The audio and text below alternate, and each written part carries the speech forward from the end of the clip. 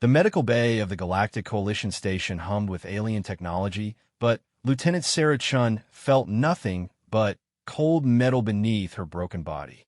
3 days had passed since the mining accident on Kepler 442b, and the alien medics had done what they could.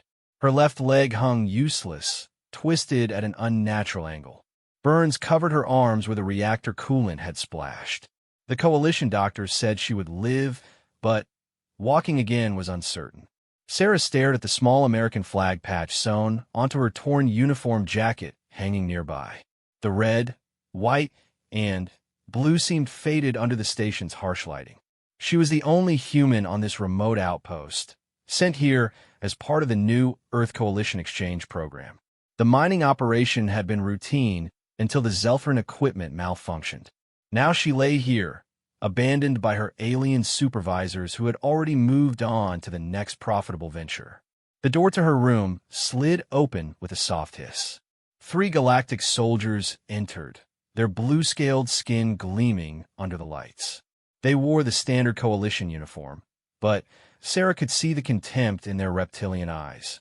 The lead soldier, a captain named Vextar, had visited twice before.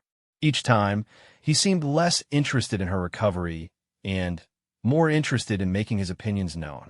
"Still here, human?" Vextar's translator device made his words sound mechanical and cold. "I thought your kind were supposed to be resilient." Sarah tried to sit up straighter, ignoring the pain that shot through her spine. "Just following medical orders, Captain." The other 2 soldiers laughed, a sound like grinding metal. One of them, a younger Zelfrin with fresh scars across his snout, stepped closer to examine her uniform jacket. His clawed finger traced the edge of the flag patch. "What is this colorful decoration?" he asked. Mockery cleared his voice. "It's my flag," Sarah replied quietly. "The flag of my country." Vextar moved closer, his massive frame casting a shadow over her bed. "Country? You humans still cling to these primitive tribal divisions. No wonder your species barely qualified for Coalition membership." The scarred soldier picked up her jacket, holding the flag patch between 2 claws. "Look at these colors. Red for blood, I assume. How fitting for a species that spent millennia killing each other over invisible lines on dirt." Sarah's jaw tightened. "That flag represents freedom. It stands for people who died protecting others, who fought against tyranny and oppression." All 3 aliens burst into laughter. Vextar shook his head, his neck frills fluttering with amusement. "Freedom? Child, your species was enslaved to corporate interests long before you reached the stars. You mine our asteroids, follow our protocols, live by our schedules. Where is this freedom you speak of?" The young soldier with scars held up her jacket, examining the flag more closely. "Such a simple design. Our military banners tell stories of conquest spanning millennia. This looks like something a juvenile would create with basic art supplies." "It is simple," Sarah said, her voice growing stronger despite her pain. "Simple because the ideas behind it are simple. That all people deserve basic rights. That government should serve the people, not the other way around. That someone should be willing to stand up for those who cannot stand up for themselves." Vextar snorted, a sound like steam escaping from a valve. "Pretty words from someone who cannot even stand up for herself. Look at you, human. Broken, alone, forgotten by your own kind. Your precious Earth sent you here as tribute to our superiority, nothing more." The captain leaned closer, close enough that Sarah could smell his alien scent like copper and ozone. "Your flag represents weakness disguised as virtue. Your people are soft, emotional creatures who mistake sentiment for strength. The galaxy has no place for such delusions." Sarah felt anger building in her chest, hot and fierce.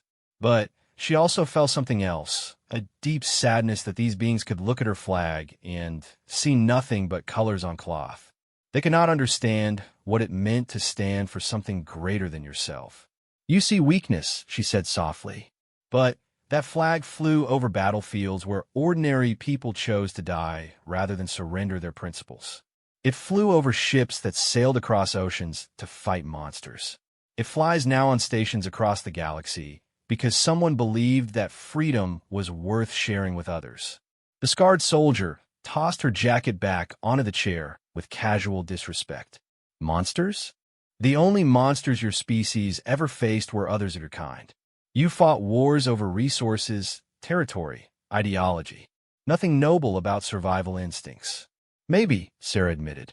But we also fought wars to free slaves, to stop genocides, to protect the innocent. And we did it not because it was easy or profitable, but because it was right. Vextar's translator crackled as he spoke with increased vehemence. Right and wrong are luxury concepts for species that have achieved security. The galaxy operates on strength and efficiency. Your emotional attachments to symbols and ideals make you vulnerable. The door chimed, and a medical technician entered, a tall, gray-skinned Altarian with 4 arms and large black eyes. He carried a data pad and moved with a brisk efficiency common to his species. Captain Vextar, the medic said, his translator producing a more melodious tone than the Zelthran devices. The human's vital signs are showing stress indicators. Perhaps your visit should be concluded. Vextar vavid dismissivity. We were just having an educational discussion about human culture. The patient was explaining the significance of her tribal markings. The medic's large eyes studied the scene, taking in Sarah's tense posture and the casual way the soldiers stood around her bed. I see. Well, education can continue after the patient has completed her rest cycle. Of course, Vextar said with false courtesy. He turned back to Sarah. Rest well, human. Tomorrow you will be transferred to the labor deck to begin light duties. Your period of leisure is ending. Sarah's eyes widened. Labor deck? I can barely walk. The Coalition does not support non-productive individuals indefinitely, the captain replied. You will contribute what you can, or you will be transferred to a facility more suited to your limitations. The threat was clear. Facilities for those who could not work were not known for their comfort or care. Sarah had heard the stories whispered among human workers, places where the forgotten and broken were sent to live out their remaining days in isolation. As the soldiers prepared to leave, the young scarred one paused at the door. Captain, perhaps we should take the human's flag with us. It might serve as an interesting curiosity for the Cultural Museum. Vextar considered this, his reptilian features showing amusement. An excellent idea, Corporal Zexon. A perfect example of primitive human symbolism. I am sure the anthropology department would find it fascinating. Sarah struggled to sit up, pain shooting through her broken body. No, please. That flag belongs to me. Nothing here belongs to you, human, Vextar said coldly. You exist at the pleasure of the Coalition. Your possessions are subject to confiscation for the greater good. The corporal reached for her jacket again, his claws extended toward the flag patch. Sarah tried to move, to reach for her uniform, but her injuries made any significant movement impossible. She could only watch helplessly as alien hands prepared to take away one of the last connections she had to home. The medical bay's lighting seemed to dim, or perhaps that was just the despair settling over her heart. 3 days ago, she had been a proud representative of humanity, working alongside alien partners to build a better future. Now she was a broken tool, about to lose even the symbol of what she had once been. The door hissed open again, but this time it was not another medical technician. A figure stepped through the threshold, moving with a predatory grace that immediately changed the atmosphere in the room. The newcomer was human, but unlike any human Sarah had seen on the station. He was tall and lean, with dark hair cut short and sharp blue eyes that took in the entire scene in a single glance. He wore civilian clothes, dark pants, and a plain shirt, but something in his posture screamed military training. When he moved, it was with the controlled precision of someone who had learned to make every motion count. Gentlemen, he said quietly, his voice carrying an authority that made the 3 galactic soldiers turn. I think there might be some confusion here. Vextar's neck frills spread slightly, a sign of irritation among his species. This is a private medical facility. You have no business here, human. The stranger smiled, but it was not a friendly expression. Actually, I think I do. See, That's my flag you're about to steal. Corporal Zexunes Scarred Snout twisted in confusion. Your flag? This belongs to the injured female. Where I come from, the man said, stepping closer with casual confidence. We have a saying. An attack on one of us is an attack on all of us. That flag doesn't just belong to her. It belongs to everyone who ever swore an oath to defend it. Sarah stared at the newcomer, trying to understand what was happening. Who was this man? How had he known to come here? And why did he carry himself like violence was always just one decision away? Vextar drew himself up to his full height, towering over the human. You will leave immediately, or I will have you arrested for interference with Coalition business. The stranger looked up at the alien captain without a trace of fear. Coalition business? Is that what we're calling theft and intimidation now? The human woman is scheduled for reassignment. Vextar explained with forced patience. Her personal effects are being cataloged for appropriate disposition. Appropriate disposition, the man repeated, as if tasting the words. You know, Captain, in my line of work, we had a different term for taking things from wounded soldiers who couldn't defend themselves. His blue eyes were steady, measuring like a predator calculating distance and timing. Sarah realized with a shock that this was not just confidence. This was a man who had killed before and would do so again if necessary. The three galactic soldiers seemed to sense it too. Their casual arrogance began to shift into something more wary. They outnumbered him, outweighed him, and carried advanced weapons. But something in the human stillness made them hesitate. I suggest you leave, Vextar said, but his voice lacked its previous authority. The stranger glanced at Sarah, taking in her injuries, her helpless position, the way the aliens had surrounded her bed. When he looked back at the soldiers, something cold and final had settled in his expression. I suggest, he said quietly, you step away from the lady. The medical bay fell silent except for the soft humming of alien machines. Sarah could feel the tension building like an approaching storm. She did not know who this man was or why he had appeared, but she understood that everything was about to change. The flag patch on her jacket seemed to catch the light, red, white, and blue standing out against the alien surroundings like a promise that she was not as alone as she had thought. The silence stretched for 3 heartbeats. Vextar's translator crackled as he processed the human's words. The challenge was unmistakable, despite being delivered in conversational tones. Around the galaxy, challenging coalition military authority was considered either brave or suicidal. Usually both. You are making a serious mistake, Vextar said, his clawed hand moving instinctively toward his sidearm. I'm a captain in the Galactic Coalition Defense Force. Threatening a coalition officer is punishable by imprisonment or worse. The stranger's smile widened slightly, showing teeth. Threatening? Captain, I haven't threatened anyone. I simply asked you to step away from a wounded woman you were intimidating. Where I come from, that's called being polite. Sarah watched the exchange with growing amazement. This man stood alone against 3 armed alien soldiers, outweighed and outnumbered, in the middle of a coalition station light years from Earth. Yet he showed no fear, no uncertainty. Instead, he radiated the calm confidence of someone who had faced worse odds and survived. Corporal Zexun, still holding Sarah's jacket, hissed in frustration. Human, your bravado is misplaced. We are within our rights to confiscate contraband materials from station personnel. Contraband? The man raised an eyebrow. That's interesting, Corporal. According to the Coalition Charter, personal items of cultural significance are specifically protected from arbitrary seizure. Did you forget that part during your training? Vextar's neck frills flared wider, a sign of increasing agitation.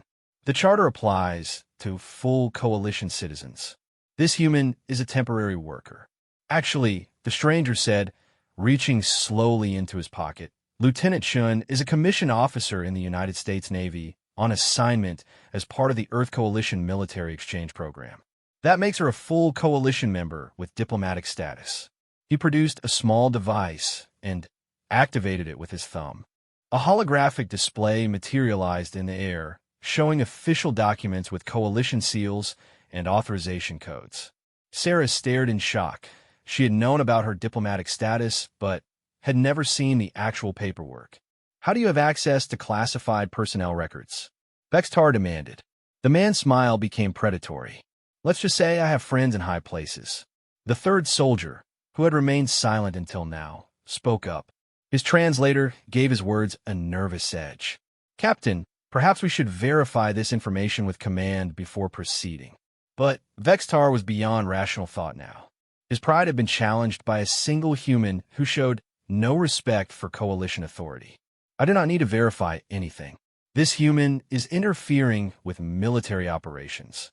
"Military operations," the stranger repeated thoughtfully. "Is that what we're calling robbing hospital patients now?" Vextar's hand moved to his weapon, a sleek energy pistol capable of burning through steel plate. "You will stand down immediately." The human did not move. He did not reach for a weapon or adopt a combat stance. He simply stood there, relaxed and ready like a coiled spring waiting for the right moment to release. "Captain," he said quietly, "you really don't want to do this." "You have no weapons," Vextar snarled. "No backup. No chance of escape. What makes you think you can intimidate coalition soldiers?" The stranger's blue eyes seemed to grow darker. "You want to know what makes me think that? Fine. My name is Marcus Rivera. I'm a chief petty officer in the United States Navy. Special Operations. SEAL Team 6. I've operated on 17 worlds, fought in 43 engagements, and I've never left a fellow service member behind." He took one step closer to Vextar, moving with fluid grace. "I've killed Krenethi assault troops in zero gravity. I've fought Vorthak shock infantry in their own tunnels. I've been dropped behind enemy lines with nothing but a knife and told to survive until pickup. And right now, Captain, you're threatening one of my people." The temperature in the room seemed to drop several degrees. Sarah felt a chill run down her spine that had nothing to do with her injuries. This was not just confidence. This was a warrior revealing himself. Corporal Zexan Escard snoot twitched nervously. "The human claims to be special forces." "Claims." Rivera laughed, but there was no humor in the sound. "Captain, would you like me to demonstrate my qualifications?" Vextar drew his weapon, the energy cell charging with a high-pitched whine. "You are under arrest for threatening coalition personnel." Rivera moved. Sarah had seen galactic soldiers in training before. Their reflexes were enhanced, their movements precise and deadly. But she had never seen anything like this. Rivera simply flowed to one side as Vextar fired, the energy bolt searing the air where he had been standing. Before the captain could adjust his aim, the human was inside his reach, one hand gripping the weapon while the other struck with surgical precision. The blow landed just below Vextar's neck frills, targeting a nerve cluster that existed in most reptilian species. The massive alien dropped like a falling tree, his weapon clattering across the floor. Corporal Zexan reached for his sidearm, but Rivera was already moving. He spun, using Vextar's falling body as a shield, and launched himself across the room. His shoulder caught the corporal in the midsection, driving him backward into the wall with bone-crushing force. The third soldier managed to clear his weapon, but Rivera rolled to one side and came up with Vextar's drop pistol. For a moment, the two faced each other across the medical bay, alien soldier and human warrior, weapons trained on each other. "Drop it," Rivera said quietly. The soldier's large eyes flicked between his unconscious comrades and the human who had disabled them in less than 10 seconds. His weapon wavered. "I said drop it," Rivera repeated, his voice carrying absolute authority. The energy pistol hit the floor with a metallic clang. Rivera kept his weapon trained on the remaining soldier while he moved to check on the others. Vextar was breathing, but unconscious, his nervous system temporarily disrupted. Corporal Zexan groaned softly against the wall, clearly alive, but probably concussed. "Medical emergency in Bay 7, Rivera called out, apparently speaking to some kind of communication system Sarah could not see. Three coalition soldiers need immediate attention. Sarah stared at him in amazement. What just happened? Rivera moved to her bedside, still keeping one eye on the conscious soldier. What happened is three bullies learned that picking on wounded people isn't as safe as they thought. But you're outnumbered, outgunned. Ma'am, Rivera said with a slight smile, being outnumbered just means you need to be faster and smarter than the other guys. Being outgunned means you need to make sure they never get a chance to use those guns. The door burst open as medical personnel rushed in, led by the same Altarian technician who had tried to end the confrontation earlier. His four arms moved efficiently as he began examining the wounded soldiers. "What happened here?" he asked, his large black eyes taking in the scene. "Training accident," Rivera said smoothly. "These soldiers were demonstrating coalition martial arts techniques, and things got a bit carried away. You know how it is, competitive spirits and all that." The medic's expression suggested he did not believe a word of this explanation, but he said nothing. On coalition stations, it was often healthier to treat what you saw rather than what you suspected. As the medical team worked, Rivera retrieved Sarah's jacket from where Corporal Zexon had dropped it. He handed it to her with careful respect, ensuring that the flag patch was clearly visible. "This belongs to you, Lieutenant." Sarah took the jacket with trembling hands. The flag seemed to glow under the medical bay's lights, red, white, and blue standing defiant against the alien surroundings. "Thank you," she whispered. "Thank me? Ma'am, I should be thanking you. You've been here alone, injured, and you still stood up for what that flag represents. That takes courage." The conscious alien soldier was being led away by security personnel who had arrived with the medical team. As he passed Sarah's bed, he looked back with something that might have been respect in his large eyes. Rivera noticed the look and nodded slightly. Sometimes people need to be reminded that strength isn't just about size or technology. Sometimes it's about standing up for your principles even when it costs you.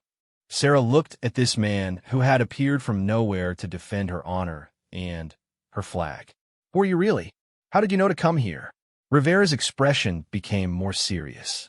"Like I said, I'm Chief Petty Officer Marcus Rivera, Navy SEALs. I was on this station conducting consultations when I heard about an American service member being mistreated. Word gets around in the human community faster than you might think. Consultations. The Coalition has been asking for human military advisors. Seems they're having trouble with some insurgent groups that use unconventional tactics.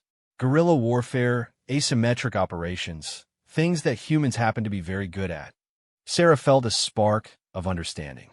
"They want to learn from us." "More than that," Rivera said. "They're starting to realize that there might be more to human military capability than they originally thought. Turns out that all those centuries of fighting each other taught us a few things about warfare that the galaxy hasn't seen before." The medical bay was gradually returning to normal as the unconscious soldiers were removed for treatment. The Altarian medic approached Sarah's bed with his data pad. "Lieutenant Shun, I believe your recovery schedule may need to be revised. Given the stress of recent events, I think extended rest is indicated." "Rivedas Maïd." "Doctor, I think the lieutenant would benefit from some company during her recovery. Human company. I'll make sure she's not disturbed by any more training accidents." The medic's four arms gestured in what might have been the Altarian equivalent of a shrug. Of course, cultural considerations are important for proper healing. As the medical team finished their work and departed, Sarah found herself alone with Rivera, the man who had appeared like an avenging angel when she needed him most. "This isn't over, is it?" she asked quietly. Rivera's expression grew thoughtful. "No, ma'am, it's not. What happened here today was just a symptom of a bigger problem. The Coalition brought humans into their organization, but they never really understood what that meant." He looked at the flag patch on her jacket. "They see that flag as a piece of cloth with pretty colors. They don't understand the history behind it, the sacrifices it represents, the principles it stands for. They think strength is measured in weapons and technology. And we're going to teach them different?" Rivera's smile was sharp and dangerous. "We're going to teach them that there's more than one kind of strength in this galaxy. And sometimes The most dangerous enemies are the ones who refuse to stay down when they're beaten. Sarah felt something stirring in her chest. Not just hope, but determination. She was not alone. She was not forgotten. And if this man was representative of the humans who were beginning to make their mark on the galaxy, then the Coalition was about to learn some very interesting lessons about her species. The flag on her jacket seemed to wave slightly in the recycled air of the medical bay. Red, white, and blue, colors that had flown over countless battlefields, witnessed impossible victories, and reminded everyone who saw them that some things were worth fighting for, no matter what the odds. 2 weeks later, Sarah Chun stood on the observation deck of Coalition Station Kepler-7, her left leg supported by an advanced prosthetic that the Altarian medical team had provided as an apology for the previous misunderstanding. The artificial limb functioned better than her original, though she still walked with a slight limp that reminded her daily of the price of serving far from home.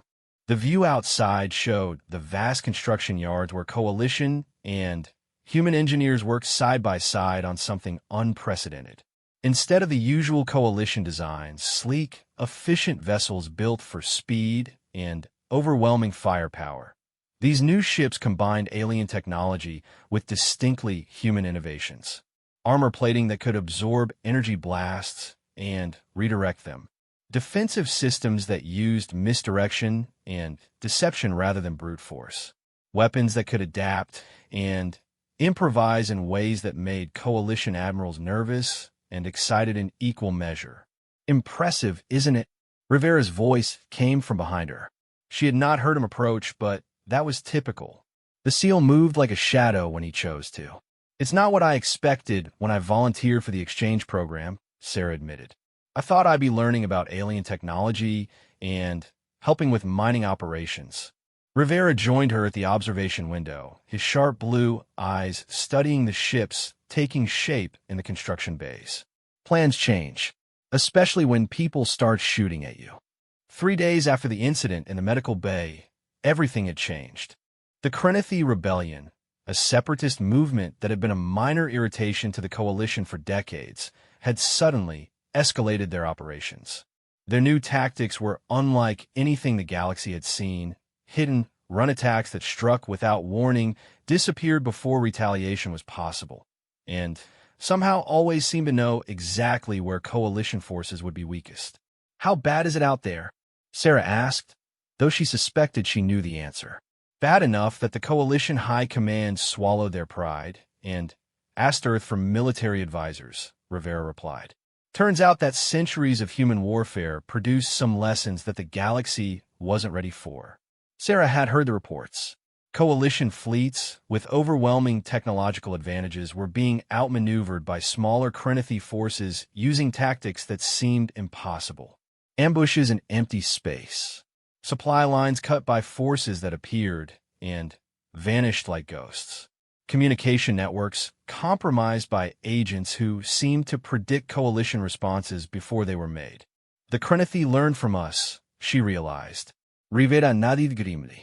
Some of their leaders studied on Earth as part of student exchange programs. They learned about guerrilla warfare, asymmetric tactics, psychological operations. Everything we used against technologically superior enemies throughout our history. The irony was bitter. Humanity's gift for unconventional warfare, honed through millennia of fighting against impossible odds, was now being used against the Coalition that had welcomed them as junior partners. So what do? We remind the galaxy why humans never stayed conquered for long, Rivera said. Starting with this. He activated a holographic display that materialized between them. It showed ship schematics, but these were unlike any vessels Sarah had seen before. They were clearly human designs, but built with Coalition materials and technology. The USS Constitution, Rivera said with pride in his voice. First ship of the new Terra-class cruisers. Built with Coalition technology, but designed according to human naval doctrine.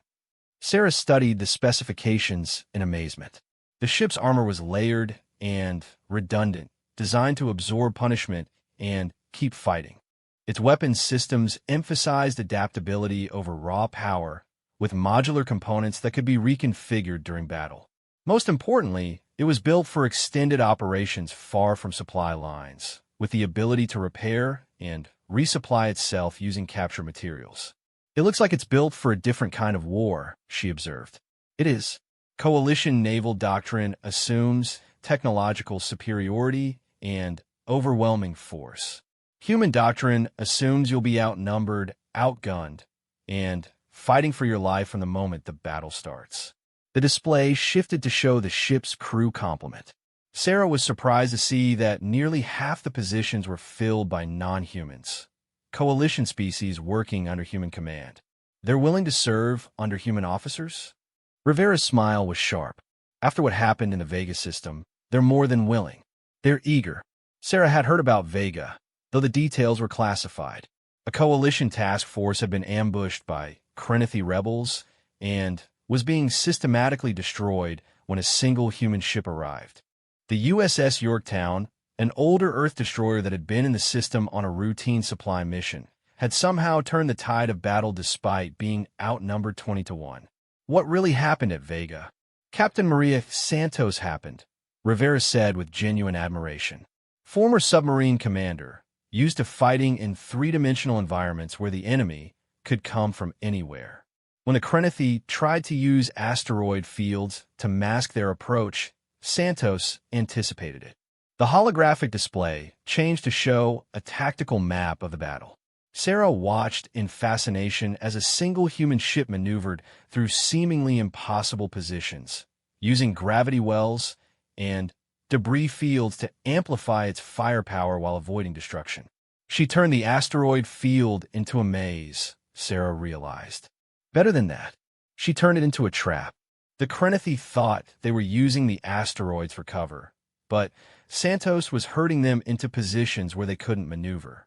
When she finally sprang the trap, 3 rebel cruisers were destroyed in less than 4 minutes. Sarah felt a surge of pride that had nothing to do with her own service.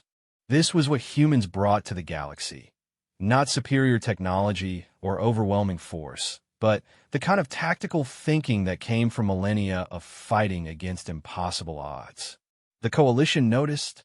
The Coalition High Command spent 3 days analyzing the battle recordings, Rivera said. They couldn't understand how a single ship with inferior weapons had achieved such decisive results. That's when they started taking human military capabilities seriously. The observation deck's main display activated, showing an incoming transmission. Admiral Thexvar appeared on screen, his blue-scaled features showing the exhaustion that had become common among Coalition commanders in recent weeks.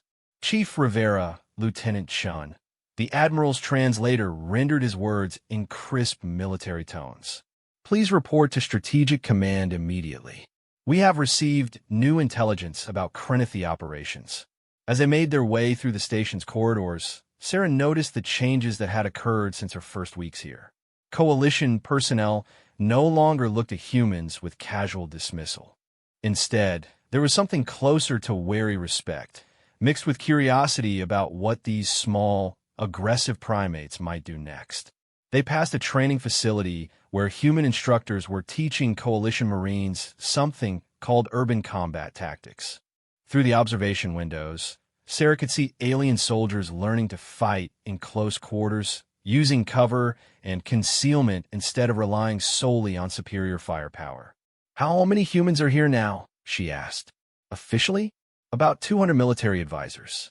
Unofficially, Rivera's smile was mysterious. Let's just say that Earth takes protecting its citizens very seriously." Strategic Command was buzzing with activity when they arrived. The main tactical display showed a 3-dimensional map of local space, with red indicators marking recent Krenithi attacks. The pattern was clearly visible. The rebels were moving in a spiral, gradually tightening their grip on Coalition supply routes.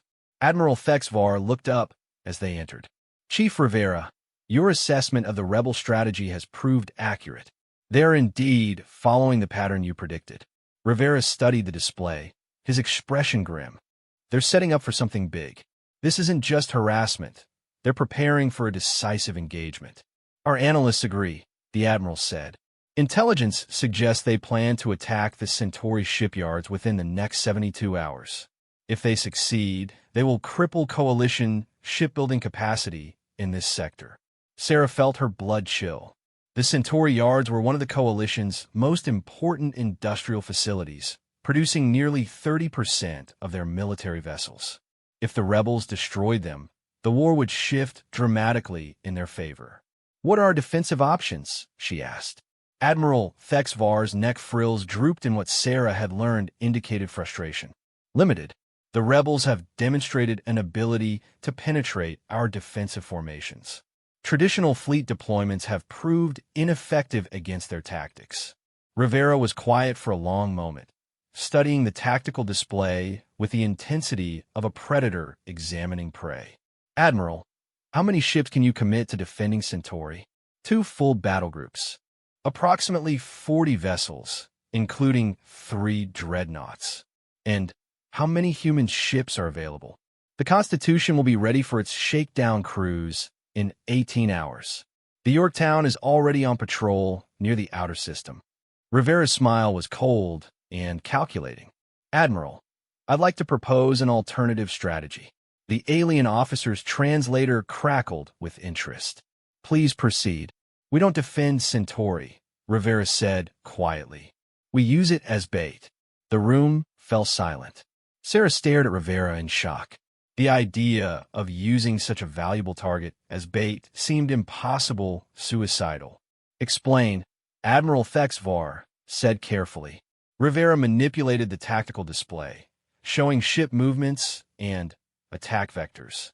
"The rebels are expecting us to defend the shipyards with conventional tactics, massive formations, overwhelming firepower, direct confrontation.